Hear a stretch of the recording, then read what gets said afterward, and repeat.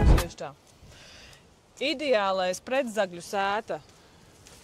Kaut kāds plūme, ērkšķi, neviens negribēs pieskarties un tuvumā nākt, arī cirpējs.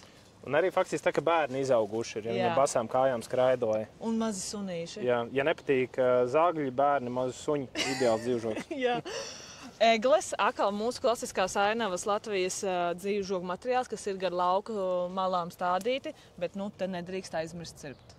Citādi iekšā būs ritīgi plika. Jūs bieži esat redzējis, kad cilvēki mēģina egles, bet viņi viņas tā kā sastāda un tad ļauj augt. Cik tu viņas ir. Un tad tur ir tas skats ir tāds, būtībā viss ir cirpšanā, ja? Jā, viss ir regulārā darbā.